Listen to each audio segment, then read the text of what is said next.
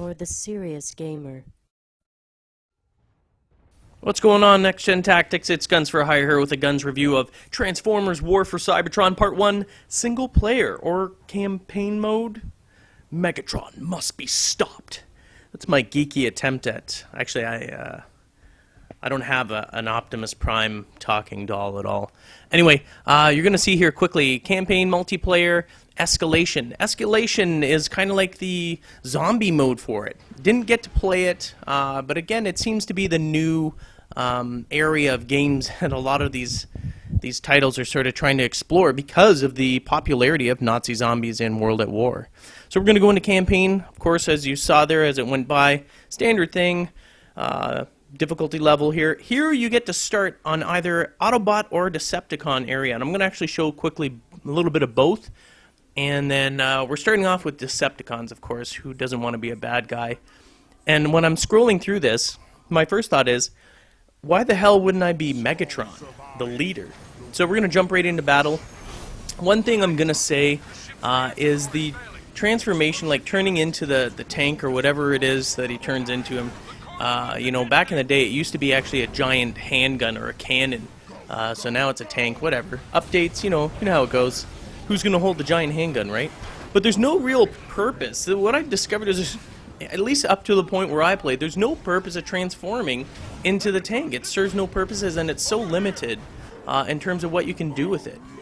Now, don't get me wrong. I don't think that it's a horribly designed game. No, I mean, the mechanics of it and how everything operates is actually smooth, and there's not a lot of glitches or problems. But I just find that the combat in it overly simplified. I really don't understand why there's so much praise on the game. It's not that it's a horrible game, it's just very, very simple. I mean, the combat system is, you know, blast, there's no finesse. This is the extent of cover system, is hiding behind blocks and stuff like that. I mean, you shoot them with your cannon, you switch your weapon, shoot them with a different cannon, transform into your vehicle and shoot them with that weapon.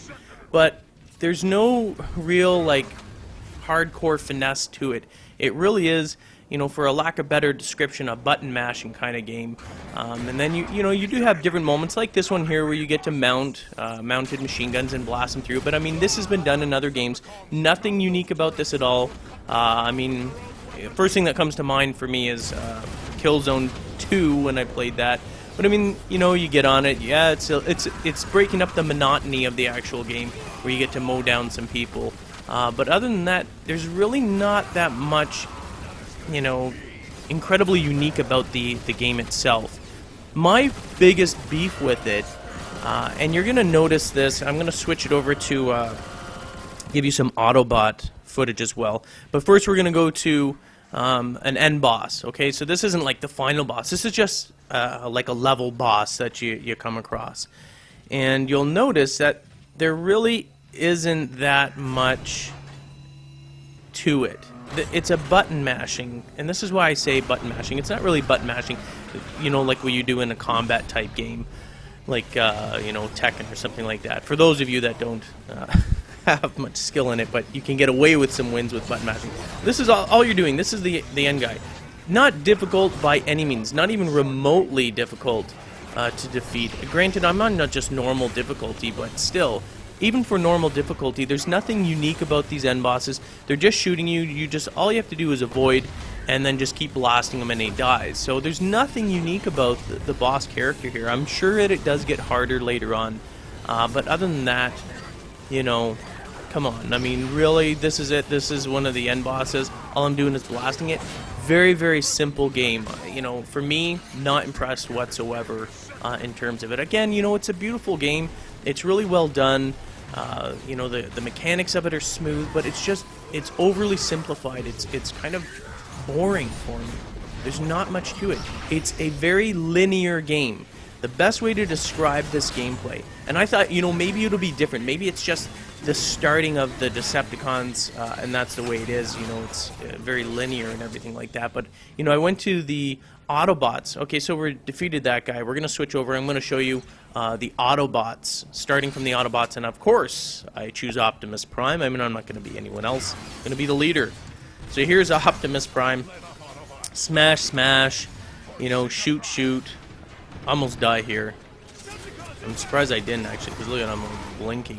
Anyway, same thing. It's very linear. You're very restricted in terms of where you can move. Yeah, I mean, the worlds and the levels look really big. I mean, they make it look really large, but you know what? You're a freaking ginormous robot, so of course the worlds are going to be large. And being large, but there's nothing in them. There's no, like, rooms to going exploring. It's just wide open spaces everywhere, and they just guide you through everything. Very linear, very one-dimensional, not requiring a lot of finesse either. And I believe, is this another end guy? So this is an end-level boss from the Autobot side. And look, it's a guy with a shield, and you have to blast him. Feel a little familiar? Yeah. Exactly the same as starting the other one. There was nothing unique about it. It was a different path, different, you know, Autobot or whatever, but... or Transformer, or whatever, not Autobot, Transformer. You know, Decepticons, Autobots, whatever. But you're doing the same thing. You just blast them, blast them, blast them. Nothing unique about this end boss. Everything I played was very linear, very sort of one-dimensional. Again, nice game, but I'm sorry, I just don't see the praise of it. I'm not impressed with it. As a matter of fact, I had no urge to finish the game, and quite frankly, I would not recommend, definitely don't recommend buying it. There's no point in that. I mean, you're going to go through this really, really fast, and I'm not a big fan of the multiplayer either, but the, and besides the fact that I get my butt kicked in, and I suck really bad at the multiplayer, but I didn't even want to try and get better. Like, it was just, there was nothing to it. And look, it's a mounted machine gun shoot them down scene. Again, a little familiar? Yes. So they're just repeating. It's almost like they got lazy or something. But you know what? This is way too one-dimensional. I wouldn't even actually rent it. If I saw this sort of game and I saw, like, say, a buddy was playing it at my house, there was no way that I would go, I would never buy it, and I would probably not rent it because I would just find it way too boring, and there's way more other games out there that I would rather try and play rather than this game here. So I'm sorry, but I can't give it a thumbs up. I know a lot of people are like, oh, it's very underrated. I think it's actually very overrated.